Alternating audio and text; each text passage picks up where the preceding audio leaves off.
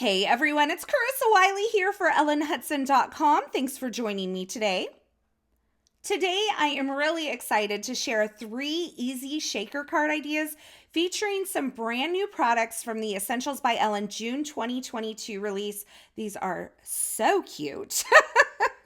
And if you see these products, you know the pun there. I'm going to be using the Oval Hoops die set, the Thread Friends die set, as well as the Old Spool stamp set. And I'm going to be creating some fun little shaker elements. And these are actually independent shaker elements. So you could add these to a card, to a tag, to a gift bag or box. There are so many ways to use little shaker elements. We tend to put them on cards mostly, which is what I'm doing today. But keep in mind, because these are kind of independent, you can use them on anything.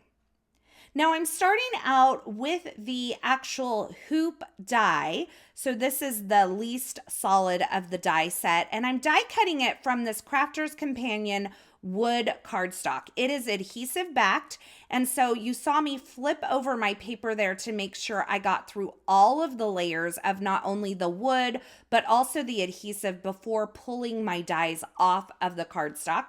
And I'm just gonna pop all of these out. Now you're seeing me cut some of the spool dies also from the Thread Friends die set. I won't be using those on today's card. I actually use them for a project that I'll be sharing over on my blog. But while I was die cutting, I thought I would die cut all of this out at once. So you can see the spools there on my upper right, and I have the oval hoops there on the upper left. Now I'm also going to die cut this A2 piercing plate number 2 from the Essentials by Ellen line from some antique ivory cardstock from Hero Arts. And this is going to give me the little stitching grid for my oval hoops for the backer. So this die set was really thoughtfully designed because it not only has the hoops, which you've seen me cut from the wood cardstock, it has the little pins that hold the embroidery hoops together. And it also has the solid backer piece, which I will be using to die cut not only that ivory cardstock that I die cut with the A2 piercing plate number 2, but I will also be die cutting some clear plastic from the Essentials by Ellen line 2 to create my shaker window.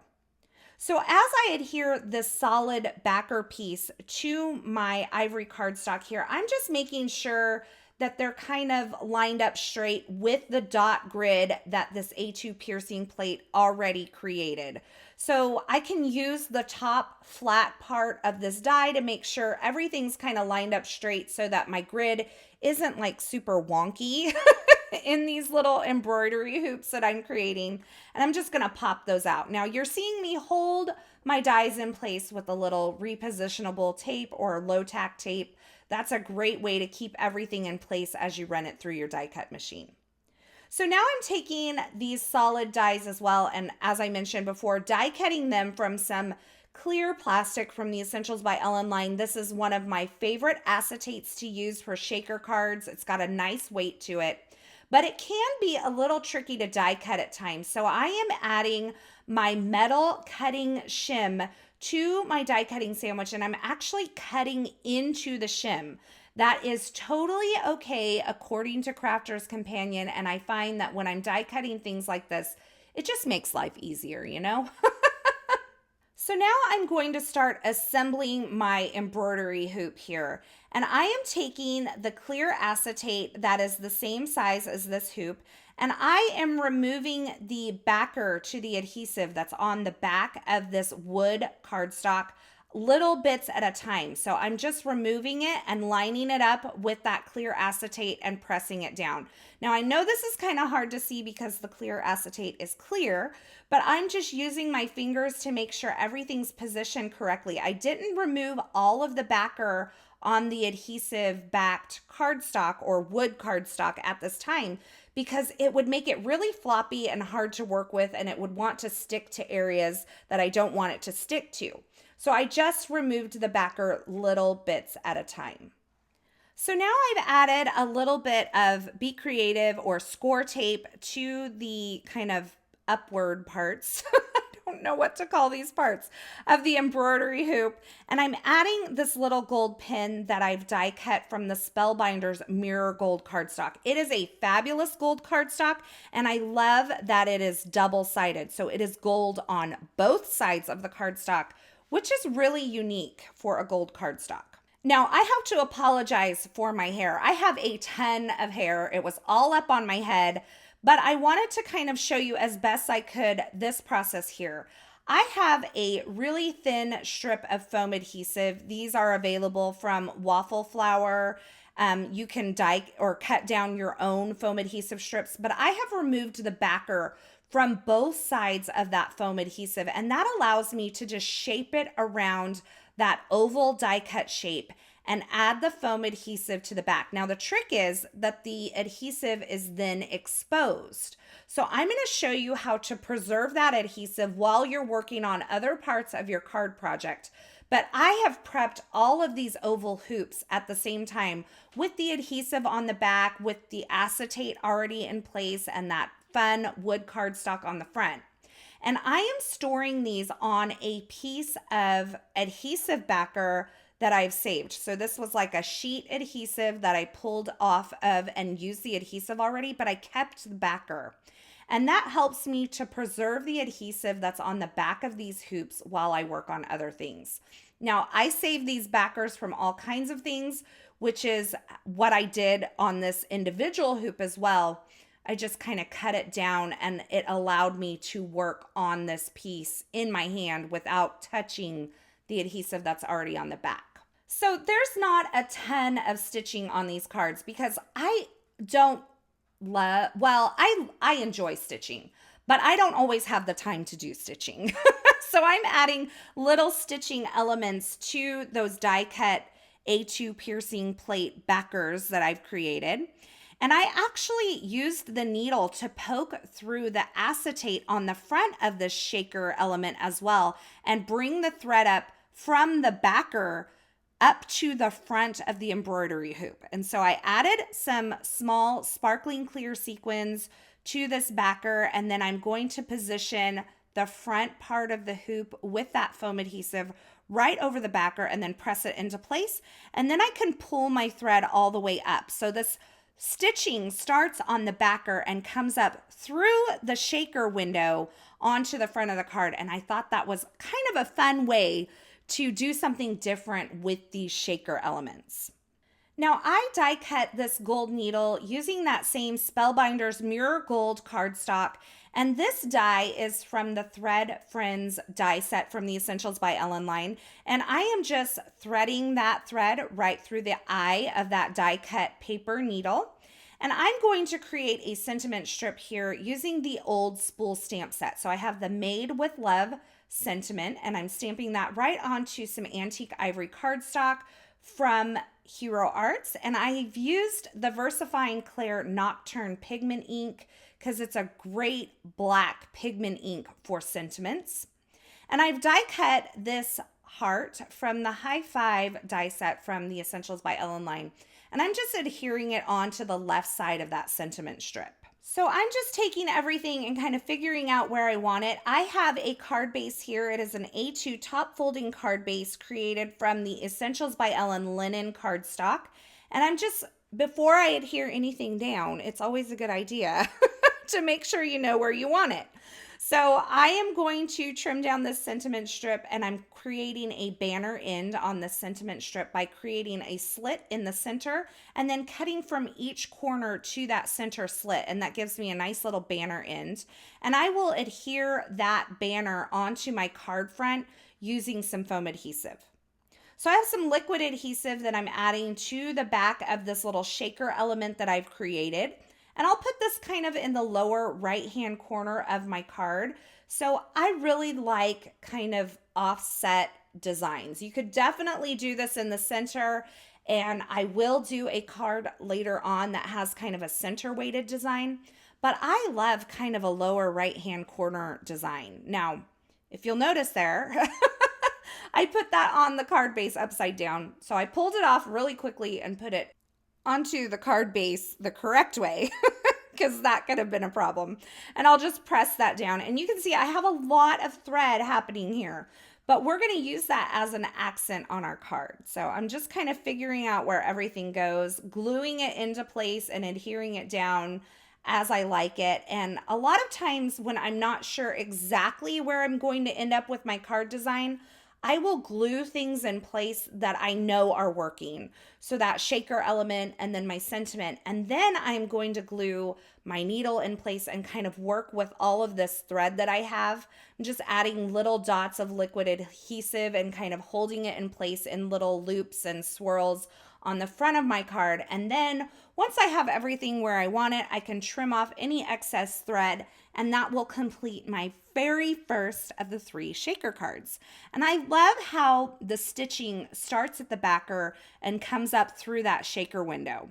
This is a kind of an easy way to add a little bit of stitching and not have to go overboard and say you stitched but not take a lot of time, you know? So for the second card, I'm going to do a lot of stamping on these backers. I have the medium size oval here, and I've stamped this sentiment from the old spool stamp set using some Catherine Pooler ink here. And I'm just doing a line of stitching along the bottom of this sentiment just to add a little bit of stitch detail. But I'm not going to do stitching on all of these shaker elements. I'm actually creating a trio of 3 shaker elements for this next card. And I did want to have a little bit of stitching, but as I said, time constraints don't always allow me to do a ton of stitching. So I'm just adding little stitched accents and some stamped accents that can kind of pretend to be stitched accents. You know what I mean? The other thing that you can do is take like a colored pencil or a marker and draw in stitches on these piercing plates and kind of create a faux stitched background. And I also like to use stamped patterns as guides for stitching as well when I have a little more time to do some stitching. Once again, my hair is in a different configuration. It's still getting in the way of the videotaping, but you know, it is what it is. So I apologize that my head gets in the way so much. I try to crop out as much of that as possible, but this is real life crafting here. I have to be able to see what I'm doing. And so sometimes my head gets in the way. So I'm using some heart stamps. These are from the Essentials by Ellen High Five stamp set, one of my favorites and most used stamp sets. I've stamped it in some Coral Cabana ink and some Ballet Slipper ink. Those are the 2 colored hearts. And then the Made with Love sentiment, that was stamped in Do-Si-Do ink from Catherine Pooler. So now that I have all of my stamping and my stitching done for the backers of these shaker elements, I'm going to add some sparkling clear sequins just onto the backer, and then I can take that front oval hoop that I've created with the shaker window and the foam already attached to the back and just apply it right over that. Now, another great shaker filler for these would be some seed beads, because these are smaller shaker elements, but I couldn't find my seed beads. So I'm just using some small sparkling clear sequins in each of these today. So once again, just adding the shaker front to the shaker back to create my shaker elements. And now I have these 3 little shaker elements that I am going to create a trio on the front of my card. Now, as I mentioned before, these are, I think something stuck there, by the way, which is why I'm shaking the living daylights out of that shaker. As I mentioned before, these are independent, individual little shaker elements, so you can add them to something else. I tend to create and give cards more than anything, but you could have these ready to go and on hand to create a cute little tag. You could create a shaker tag out of this, just use it as the tag itself, or you could add it to a tag. I think that would be so fun.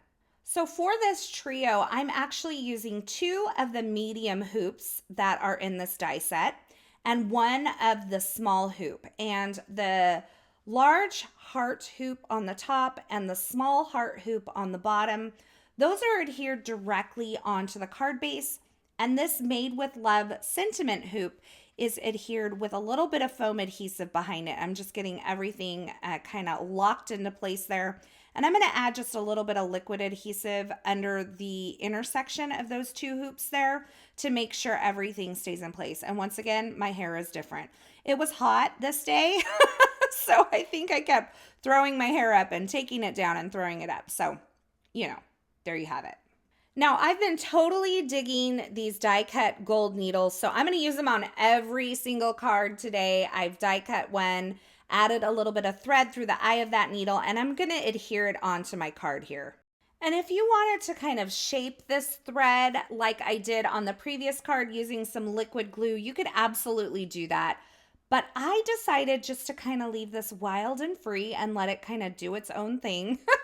It kind of adds to the movement when you have the shaker because the thread's going to kind of shake around as well. And I thought that was just kind of something fun and different. So my final shaker card here, we are going to feature that heart from the High Five stamp set again, but we're going to take this needle and we're going to poke it through like someone's working on this embroidery piece. A lot of people, I don't know, you're probably not supposed to do this, but a lot of people, store their needle in the actual project itself.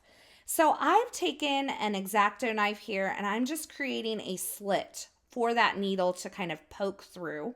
I probably should have stamped first, but I didn't. That's kind of how I roll sometimes.